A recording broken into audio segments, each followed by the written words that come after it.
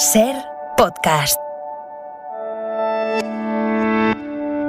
Hola, ¿qué tal? Apple sigue probando suerte en la televisión con nuevas comedias oscuras. Ahora llega Rose Byrne para enfundarse las mallas de aeróbic en los 80 de Reagan y buscar a toda costa el sueño americano. Charlamos con ella y también con la directora española Tania Bayó, que estrena un documental sobre el caso Baninkoff y los errores que condenaron a Dolores Vázquez por ser lesbiana. Estas y otros estrenos en nuestras propuestas. El cine en la Ser con Pepa Blanes.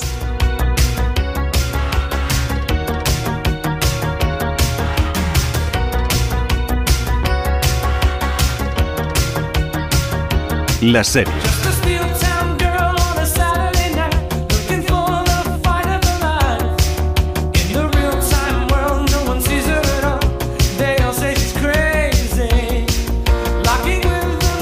Bueno, pues así de retro y ochenteros empezamos la sección de televisión. Dani Garrán, ¿qué tal? ¿Qué tal, chicos? Hoy os propongo una clase de aeróbic. Pues sí, estoy yo para muchos Bueno, trotes. es que la operación bikini Pues ya está ahí, ya está llegando eso no a su existe, fin. pero se nota que somos viejóvenes. De esas de los años 80, ¿vale? Con calentadores, con cintas en el pelo, un poco a lo Jane Fonda.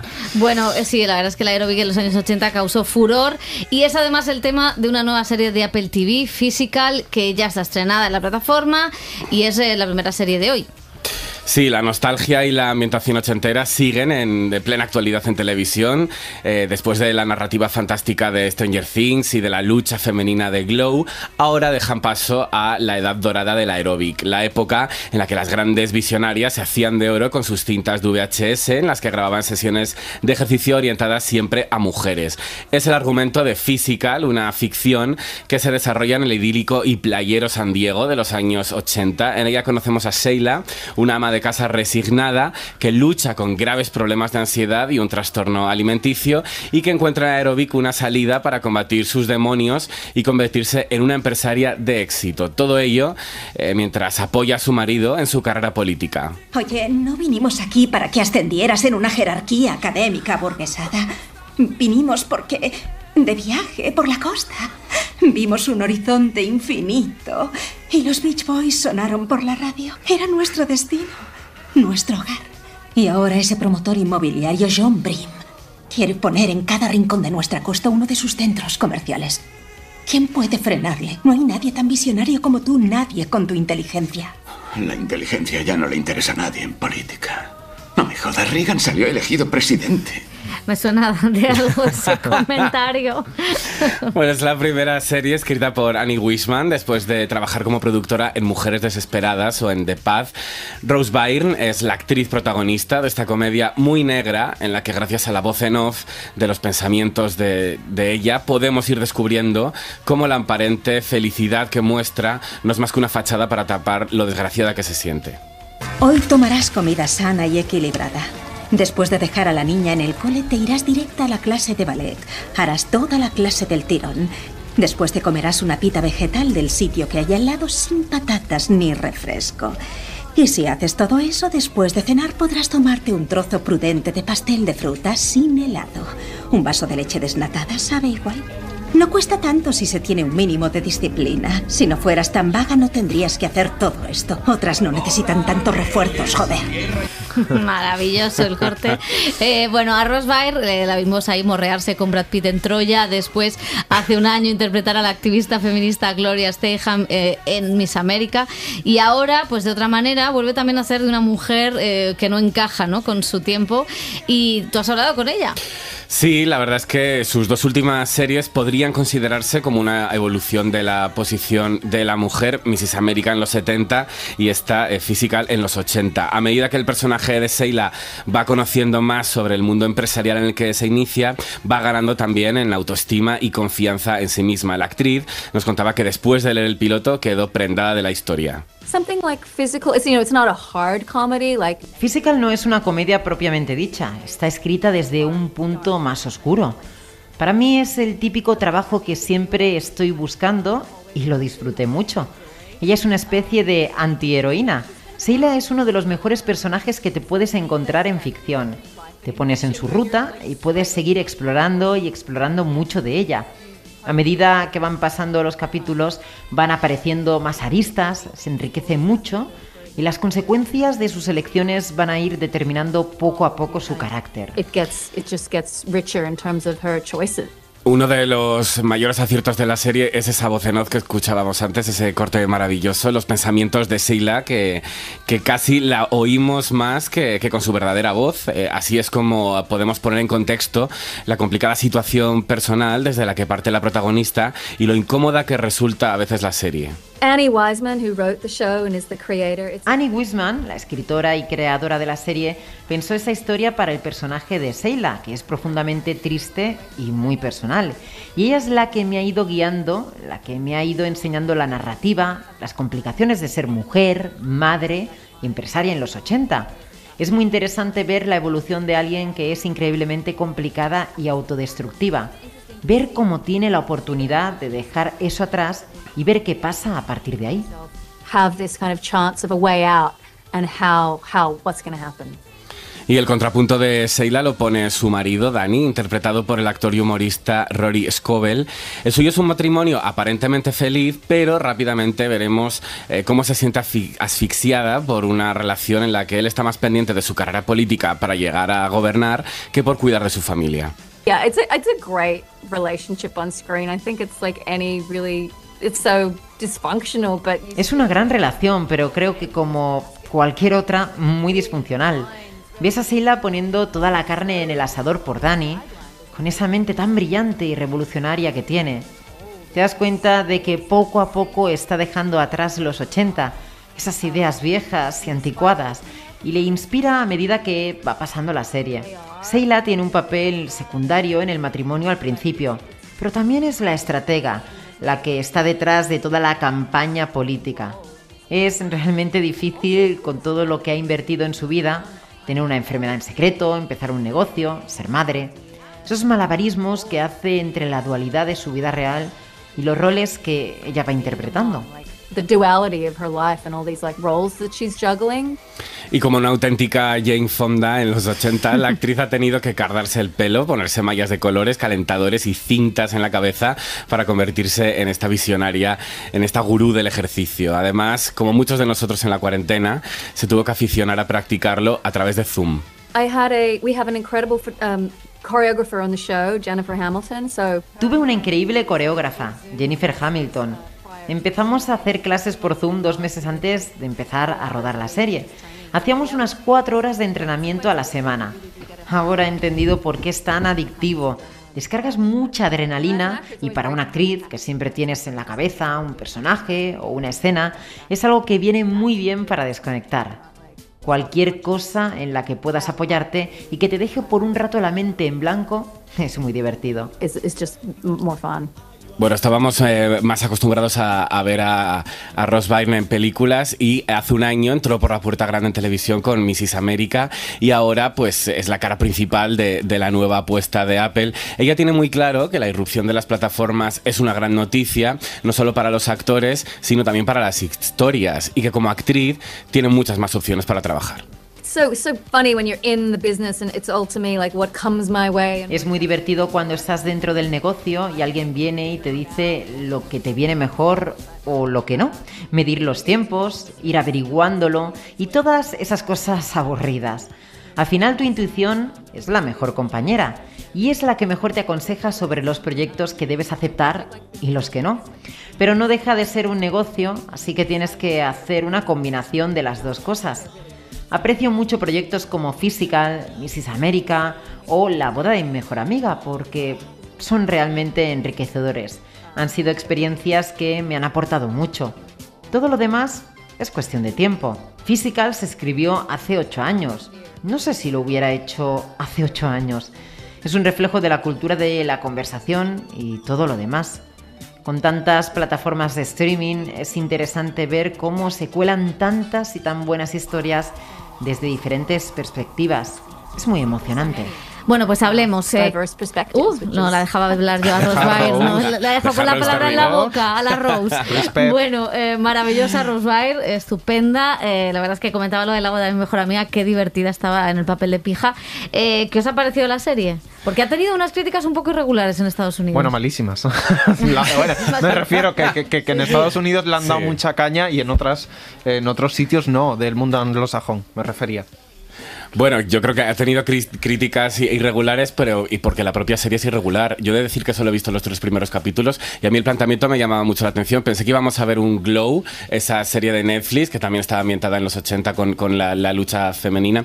No es exactamente eso. Creo que aquí el aeróbic es algo metafórico, o sea, es algo a lo que ella se agarra, pero como para completar su proceso de salir de esa enfermedad y de esos traumas que ella tiene. Me gusta mucho cómo está representado la obsesión, esos pensamientos que ella tiene, los desórdenes alimenticios, con la voz en off creo que es maravillosa, creo que es lo mejor de la serie, los pensamientos, lo que ella piensa en cada momento. La ambientación creo que está muy bien lograda, esos años 80, California, los surferos también, pero creo que el gran problema es que no termina de arrancar. Yo en estos 3 primeros capítulos veo que ella pues está sumida en un problema personal, familiar, tiene que salir de ahí, encuentra el aeróbic, quiere utilizarlo para salir, pero creo que vemos cómo da un paso adelante y 2 atrás, un paso adelante, 2 atrás, no acaba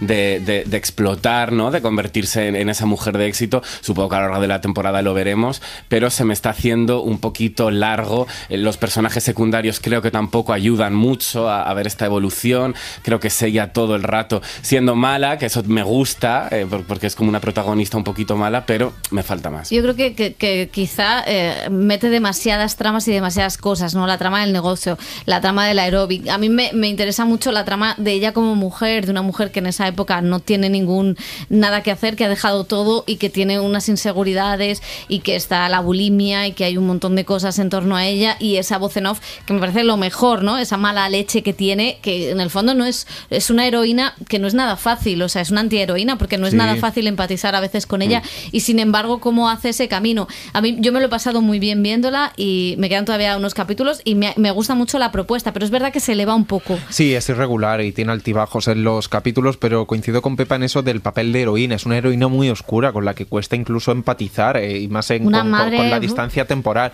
Me parece interesante, aunque no lo explora la serie, cómo refleja los problemas de ansiedad de una mujer ama de casa con una niña a la que cuida todo el día, con un marido absolutamente despreciable, que creo que es uno de los personajes... La izquierda machirula. O sea, pero es uno de los personajes que... O sea, desnudo todo el rato. No se ha cortado la coleta, pero... No, pero eso es broma, ¿eh? Pero de verdad que es muy el personaje muy ingrato lo que hace el actor. Y ella, pues bueno, lo que hace es un poco entre un witch, me recuerda, ¿no? Esto que era una empresaria de la marihuana, madre de familia, que era una serie de hace 15 años. Tiene algo de eso, de serie antigua, al final descubre que se siente cómoda siendo un poco mala y buscando el éxito por el éxito, ese sueño americano que persigue, y se encuentra muy cómoda en esas zonas más oscuras que a su vez la sacan a ella de la oscuridad de la ansiedad y la bulimia, con lo cual tiene una complejidad psicológica el personaje. Es interesante pero irregular, como decíamos. Sí, totalmente. A mí me gustaría un remake español con Candela, porque creo que es un papel que le iría muy bien. Bueno, vamos a cambiar de registro porque también se ha estrenado en Netflix un nuevo documental que nos hace cuestionarnos, pues también como sociedad, a nosotros mismos, con un terrible suceso que pasó hace 20 años en España, que fueron los asesinatos de Rocío Baninkoff y de Sonia Caravantes. Sí, es un documental que recuerda y que analiza el juicio paralelo de uno de los crímenes más mediáticos que ocurrió en nuestro país. En 1999, la joven Rocío fue asesinada y la expareja de su madre, Dolores Vázquez, fue enviada a prisión sin pruebas y sometida a un enorme juicio público. Después de 17 meses en la cárcel, un nuevo crimen, el de Sonia, fue clave para dar con el verdadero culpable. Sin embargo, Dolores nunca fue resarcida por este grave error judicial. Todos nos hacemos las mismas preguntas. ¿Quién será el autor del crimen y para cuándo su detención? En Mijas, Málaga, buscan desesperadamente a una joven de 19 años. La joven Rocío Baninkoff. Los investigadores tenían necesidad de dar con algo. La presión social era muy fuerte y no tenían nada. Dieron con una sospechosa, en este caso, Dolores Vázquez. para los medios de comunicación y para la opinión pública, fue culpable desde el momento en el que fue detenida. Era la mejor amiga de la madre de Rocío. Habían mantenido una relación sentimental durante 11 años. Ella tenía una coartada y sin embargo no se tuvo en cuenta. Encontramos al acusado culpable del delito de asesinato.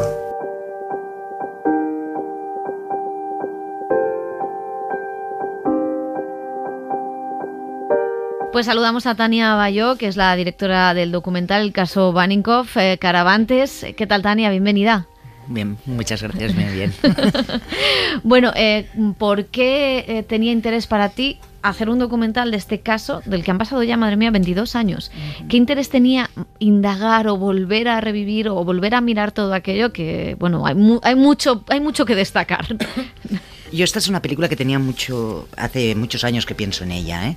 Era una película muy concreta y por suerte es la película que he podido hacer, ¿no? Pero era muy realista también ante una industria de cine español donde este tipo de películas, donde este género, pues hasta que no han llegado plataformas o el tema se ha puesto de moda, el género se ha puesto de moda, pues era de difícil producción, ¿no? Dicho esto, sí es cierto que la película que yo quería hacer requería de una perspectiva histórica, de una cierta capacidad de reflexión sobre lo ocurrido, y eso en el tiempo ayuda, y 22 años, pues la verdad es que es un tiempo suficiente que sin que cierre del todo heridas, porque por supuesto para las familias de las víctimas esas heridas no se van a cerrar nunca, pero sí socialmente a nivel de, pues esas heridas empiezan a cicatrizar y se pueden trabajar este tipo de temas, como digo, desde una cierta reflexión y hasta desde una perspectiva de ensayo documental, ¿no?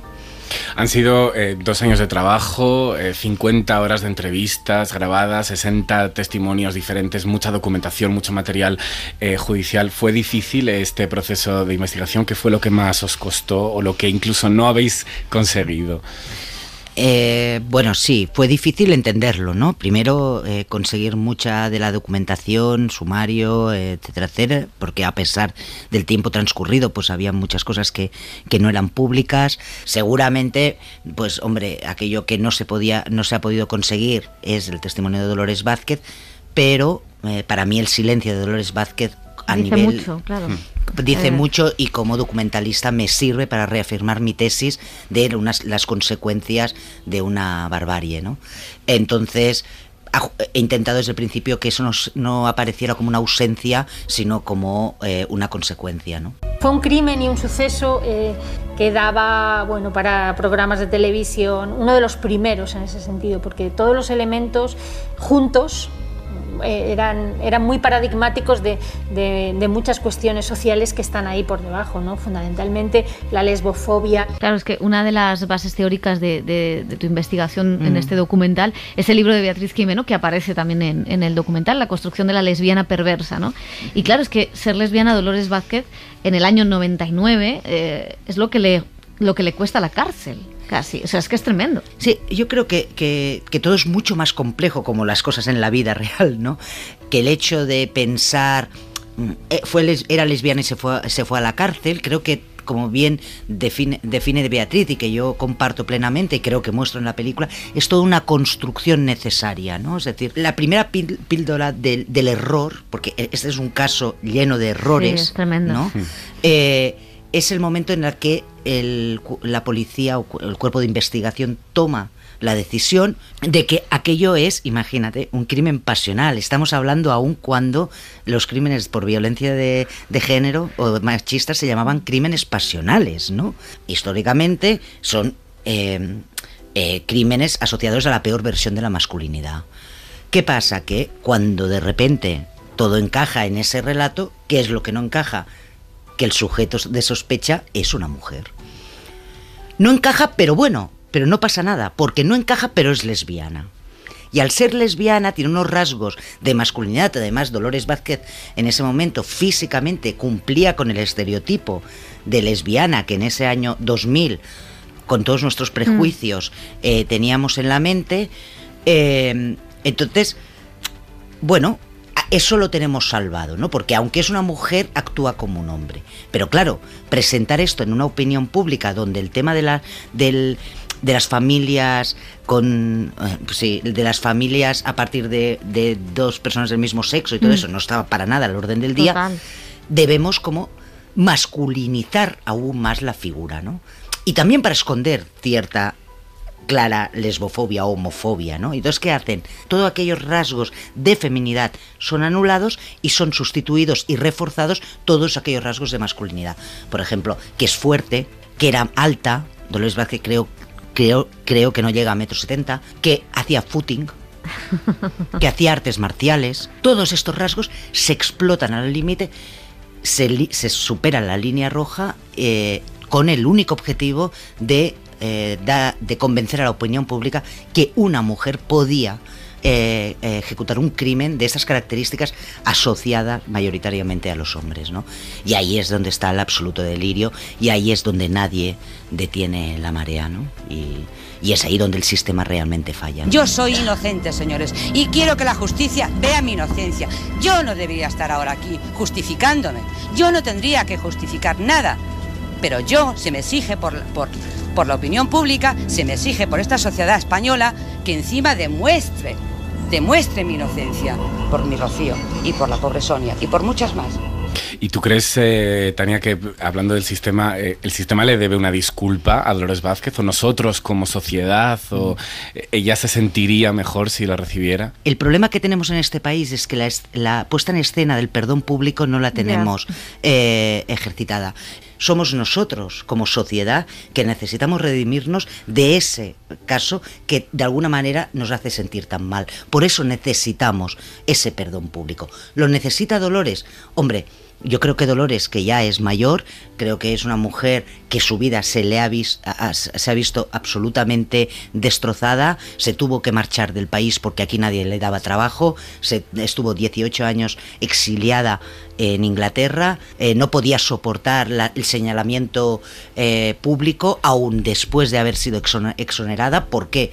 Porque no se hizo público la exoneración o no se le dio la magnitud necesaria a esa exoneración como sí se le dio a su linchamiento. Entonces, bueno, sí, me encantaría que hubiera un perdón público. A lo mejor sirve como precedente y empezamos ahí, porque para perdonar hay muchas cosas, ¿eh? Claro, porque yo te iba a decir, decimos, bueno, el Estado le debe una explicación, claro, pero también, quiero decir, aquí hay un problema y es esa gente alrededor del coche llamándola asesina, ¿no? Esa gente diciendo, bueno, es que tiene cara, en una tertulia televisiva diciendo, bueno, es que tiene cara de culpable. Es que yo siento que es culpable, ¿no? ¿Tú qué opinas, Margarita? Lo que a ti te dice tu corazón. Tengo que decir que sí, que a mí me parece culpable. Hay una parte importante en el documental que son los medios de comunicación y lo que pasó en esos medios de comunicación. Y es casual porque antes comentábamos que en muchas series y en muchos documentales últimamente, desde Veneno hasta, bueno, incluso el caso Alcácer o el caso Nevenka, por ejemplo, se habla o se pone en cuestión la televisión de los 90, de los 2000, ¿no? De cómo se trató determinados casos que siempre tenían además una perspectiva de género, una perspectiva LGTBI, y cómo la propia televisión pues actuó con un amarillismo o con una ideología tremendamente perversa, como en este caso. No sé si había intención también de mostrar todo eso. Sí, por supuesto. Yo creo que también hay un elemento importante dentro de la historia de la televisión de este país, que es que en los años 90 empiezan la aparición de las televisiones privadas y la lucha por las audiencias, ¿no? Lo que pasa es que yo creo que en el caso de Baninkoff, por descontado el tema prensa, hay una intención de crítica, pero es que yo creo que en el caso Baninkoff falla el sistema, es decir, la prensa es una agente necesaria. En el caso, por ejemplo, de Alcácer, sí que la prensa, ¿no? Y creo que Elías ahí sí que hacen ese trabajo más directo. La prensa es un elemento clave en todo el desarrollo de ese circo absolutamente catastrófico, ¿no? Pero en el caso Baninkoff yo creo que los medios son un agente necesario, ¿no? La construcción de un falso culpable, que nunca se sabe de principio que es un falso culpable, sino que simplemente no se tienen pruebas, necesita de todos estos agentes. Hay toda una correlación de personajes que, ostras, que a veces piensas que están hasta como súper construidos, ¿no? Y es una tragedia porque todas ellas, en tanto están ahí tratadas como personajes de una tragedia griega, acabamos olvidando que son víctimas, ¿no? Porque Alicia Hornos es una víctima y tanto como ella ejerció un papel que seguramente visto hoy a todos nos tira para atrás, también se vulneraron todos sus derechos de protección que como sociedad y en el sistema deberíamos haber articulado, ¿no? Es decir, no darle excesivamente la voz ni el poder de la justicia a una mujer que acaba de perder a su hija de una forma tan brutal, ¿no? Eso nos lo saltamos en todos los casos, ¿no? Loli decía que si no fuese por Rocío, yo volvería con ella. Causa de eso ha sido el asesinato de mi hija. Porque si ella no hubiese sentido celos, no hubiese sentido que yo estaba con otra persona, quizás mi hija estaría viva. Entonces ella lo ha hecho por vengarse. Lo ha hecho por vengarse porque yo no quería regresar con ella. Y esto ocurrió hace 20 años, pero todavía los sucesos que ocurren hoy en día o casos de violencia machista a veces están representados en los medios de comunicación todavía de una manera sesgada o un poco amarillista. Yo no sé si todavía tenemos una asignatura pendiente, si dentro de 20 años veremos un documental sobre algo que estamos viviendo ahora y volveremos a decir, madre mía, ¿cómo éramos entonces? No sé si hemos superado pues todos esos prejuicios que tenemos o seguimos ahí metidos. No me veo, si la pregunta sería, ¿podría pasar hoy eso? Yo creo que el tema de la lesbofobia no sería tan alarmante, es decir, saltaríamos mucho antes. No creo que permitiéramos, primero porque todo el movimiento LGTBI tiene un espacio de poder mucho más potente, tiene una voz mucho más clara, está mucho más presente la lucha contra la homofobia, y porque a nivel individual pues mucha gente sí que hemos sido capaces de ir cultivando nuestro pensamiento crítico, ¿no? Y seríamos mucho más maduros ante una situación así, de decir, no sé si es asesinado o no, pero oiga, no se pase, ¿no? Pero claro, por desgracia lo otro ya hemos comprobado que sí. Sí, desde que este caso ocurre hasta el día de hoy, por desgracia, lo que sí que no hemos conseguido es detener la lacra de la violencia de género, la violencia machista, ¿no? Es decir, por lo cual hemos visto uno detrás de otro pues casos obviamente seguramente no con ese nivel de circo mediático, pero tampoco las condiciones lo han permitido, pero bueno, como dicen en catalán, Déu-n'hi-do, ¿no? Y luego está, ya para ir terminando, la parte internacional, porque hablas con la mujer de Tony King y también con una de las víctimas de esa primera etapa, pero quizá eso, fíjate, no fue tan sonado en los medios de aquella época ni en el imaginario colectivo de esa época, y es muy interesante escuchar a esas dos mujeres, ¿no? Bueno, claro, porque es que todo el tema King de alguna manera evidenciaba el error. Claro. Sí, no se le dio tanto bombo, se trató, obviamente, ¿no? Pero yo me he encontrado mucha gente en el proceso de producción de esta película que me decía, pero Dolores Vázquez está fuera de la cárcel, ¿no? Sí, pero Dolores Vázquez no era culpable. Hay una confusión real, por eso para mí era tan importante que la película asumiera desde el principio la idea de que esto es un caso que va desde el 99 al 2005, que es cuando al 2004, que es cuando se exonera a Dolores Vázquez, ¿no? Es decir, que sí, es todo, porque sin el todo, de nuevo, lo que estamos haciendo es manipular y fraccionar una verdad porque no asumimos el error, ¿no? La mea culpa, y eso es terrible, porque eso demuestra que a veces todo y ser conscientes que el sistema se puede equivocar, porque es así, porque no es un sistema perfecto y no debe serlo, seguramente, porque de sus brechas podemos, si nos regeneramos, pero cuidado, ¿no? Porque depende de qué errores tienen consecuencias muy graves, ¿no? Pues Tania Bayó, ha sido un placer hablar contigo, que vaya muy bien el estreno del documental en Netflix. Gracias. Y hasta la siguiente. Muchas gracias a vosotras y a vosotros por recibirme. Gracias. Adiós. Adiós.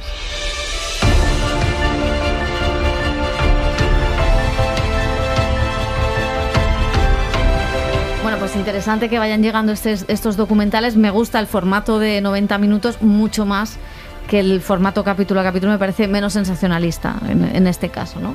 Sí, yo creo que hay una voluntad de un poco recolocar las cosas de la historia de España, y lo estamos viendo, como decía ella, de la televisión de los 90, también como en este país pues ni hemos aprendido ni hay una voluntad de resarcir o de perdonar, porque una condena mediática es casi más dolorosa que una condena judicial, y con Dolores Vázquez lo hemos visto, y esta cadena de errores pues es tremenda. Lo que es verdad es que el documental no aporta nada nada nuevo, no consigue un gran testimonio, más allá de las mujeres, el análisis de género, trasladarlo con los ojos, con las gafas moradas de 2021, pero no consigue un gran plot twist, un testimonio a Dolores Vázquez o a alguien, pero sí está bien recolocar mediáticamente las cosas.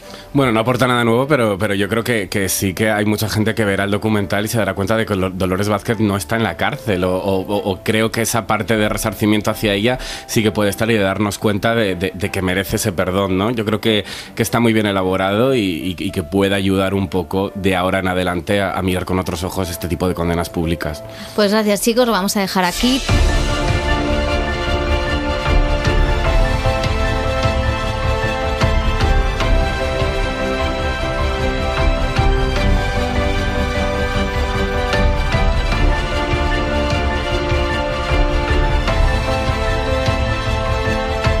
Suscríbete al Cine en la SER. Escúchanos en directo en la SER los sábados a las 7:30 de la mañana y los domingos a las 3 de la madrugada. Cadena SER. La radio.